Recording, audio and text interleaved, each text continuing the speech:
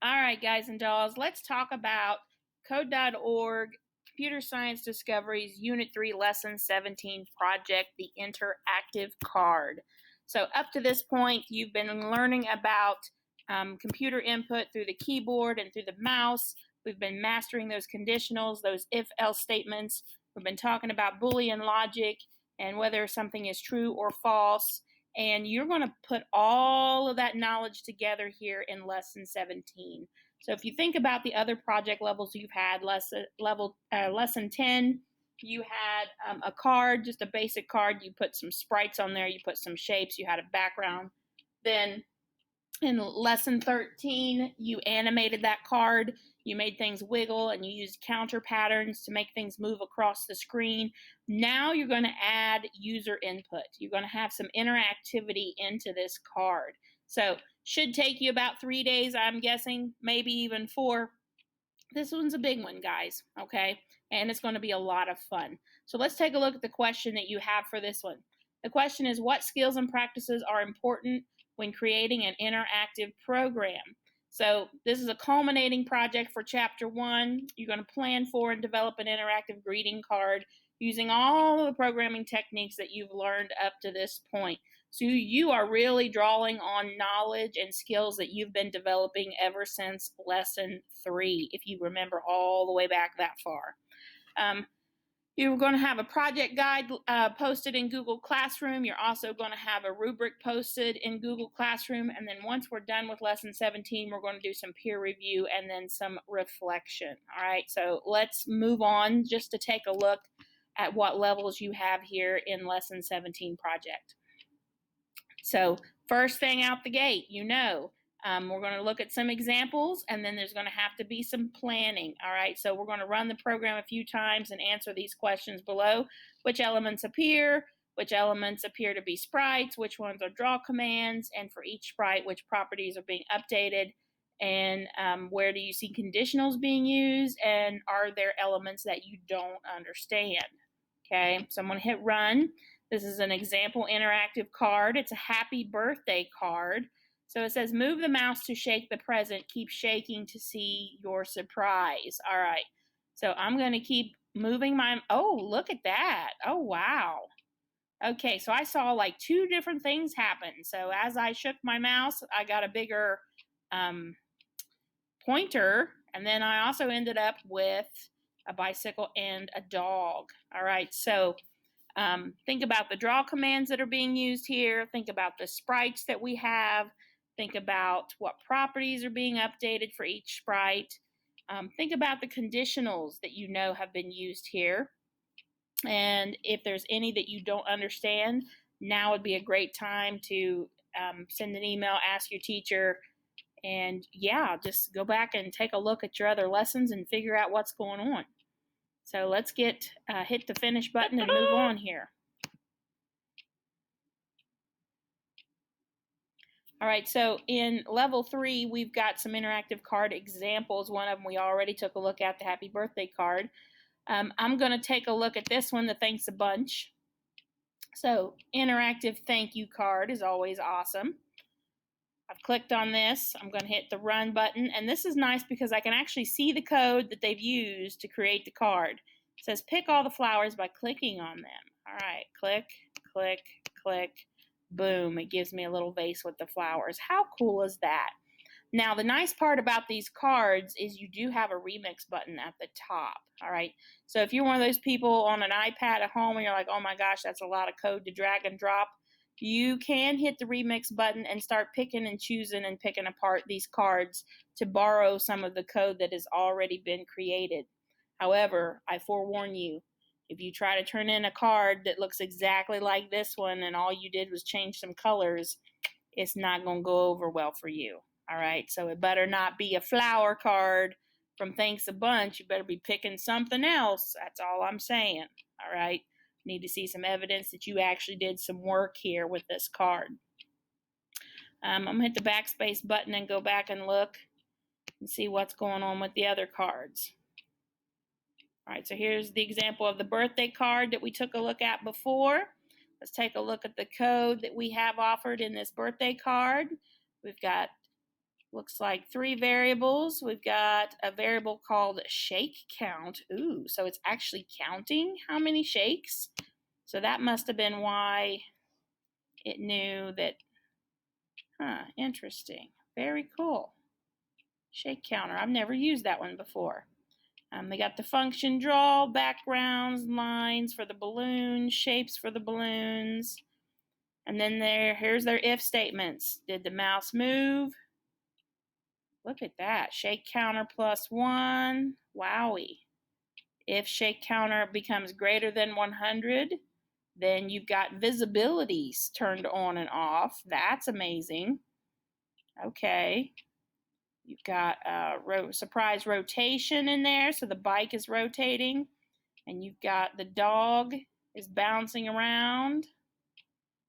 And then you've got some text on the screen. Okay, and that's our instruction. So interesting code, very interesting code. So we've got a thank you card as an option. We've got a birthday card as an option.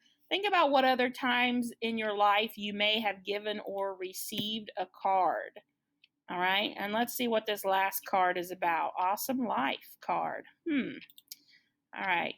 Hi, welcome to my awesome life. Press the space to play my guitar. Press arrows to ride the bike. All right, I'm going to hit the space bar. Oh my gosh.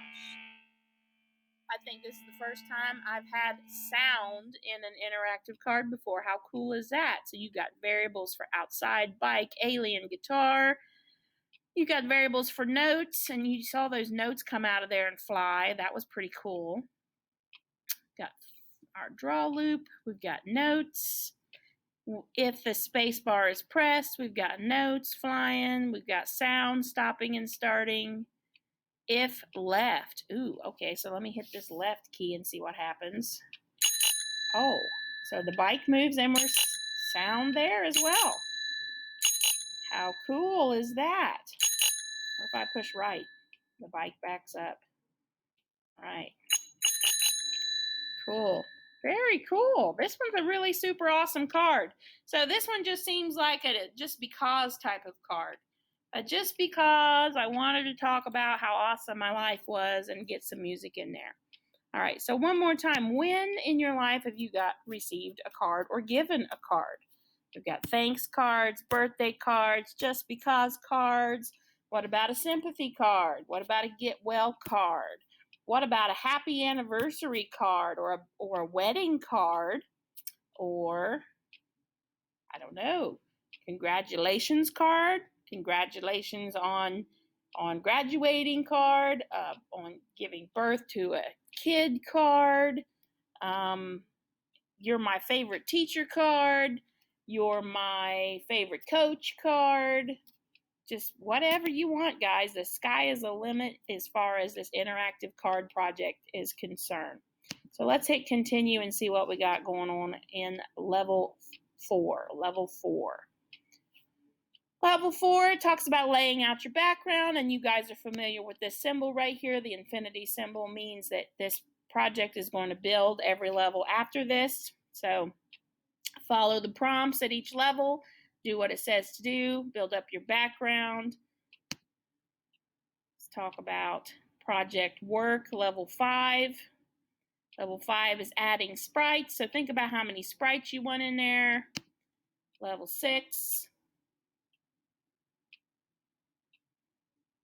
Let's think about, well, we got user input. So this is where you're going to start getting into those if-else blocks and deciding how is your person receiving this card going to interact with that card.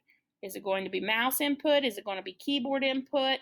Is it going to be left, right, space bar, up, down, mouse click? What's going on in this card? You have to decide in this level 6. Level 7, we've got other conditionals, so that the surprise in the card comes from the conditionals that don't directly respond to user input, but to some other element. All right, so remember, you got to have some kind of surprise in there. What's the wow factor? Think about my reaction when I opened up that happy birthday card. And first I saw the The arrow, grow bigger, I thought maybe that was my surprise. And then bam, I've got 2 gifts I didn't expect. Or think about the third card that I opened where I did not expect sound to come out. You know, these things, and I did not expect to see music notes flying either. Like, so there's some cool things in there that you can work in to surprise your receiver of this card. All right, let's take a look at level 8.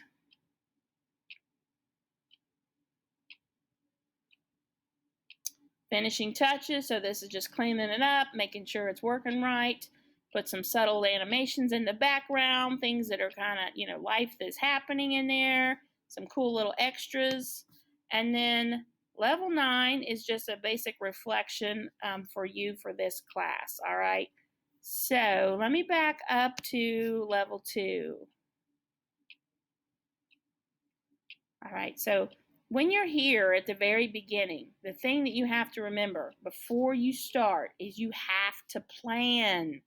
I know you all act like you're allergic to writing, but I'm telling you, if you do not plan out your card, then you're really going to struggle down the line. All right, have a plan in mind of what this card's going to be. First, pick your topic. Is it a birthday card? Is it a sympathy card? Is it a just because card? And then second, all right, pause for a second, and I forgot what I just said. I think I said and second, but I don't remember what I was going for. So think about the kind of card you want. Think about what kind of sprites you want. Think about what kind of motions and animations you want. Think about what the conditionals are. How is the user going to interact with the card? I need that evidence of planning on that project guide that is posted in your Google Classroom. If you want to abandon that, that's fine, but you got to give me something. Give me a video where you're talking about what you're going to do. Give me a picture that you've drawn with arrows and explanations to explain what's happening in the picture to me.